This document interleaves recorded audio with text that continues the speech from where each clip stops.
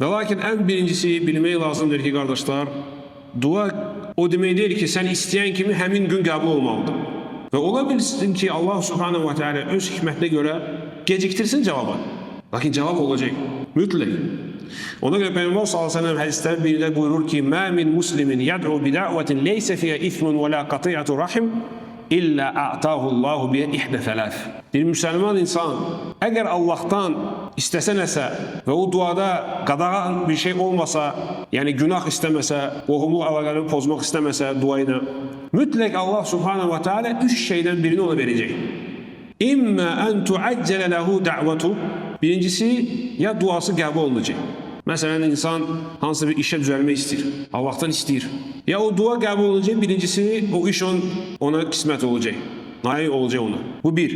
Və immə ən yəddəxirəhə ləhu fil-əxirə. İkincisi, Allah subhanahu wa ta'ala duanın mükafatını onun üçün saxlayacaq ahirətə.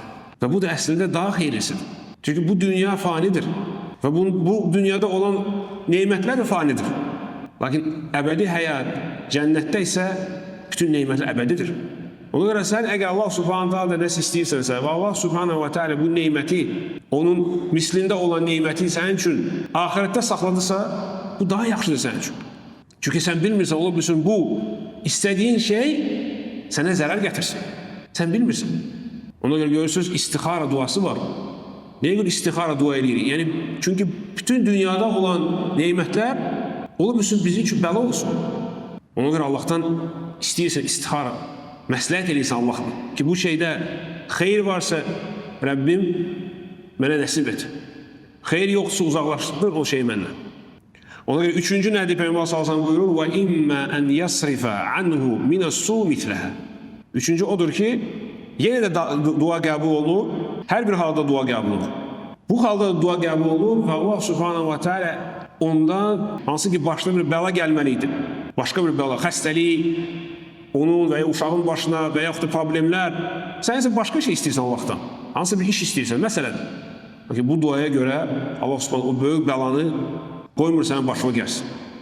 Ona görə bu hədisi sahabələr eşidəndə deyirlər ki, "İzən nukthir", deyir ya Rasulullah, onda çoxlu dua edək. Və Peyğəmbər sallallahu əleyhi və səlləm buyurur ki, "Allahu ekber." Yəni nə qədər çox dua eləsəniz, Allah subhanahu ta'ala nə qədər çox, yəni bütün dualarınıza cavab versə də, yenə də Allahın mülkündən heç nə azalmayacaq. İstəyi çox.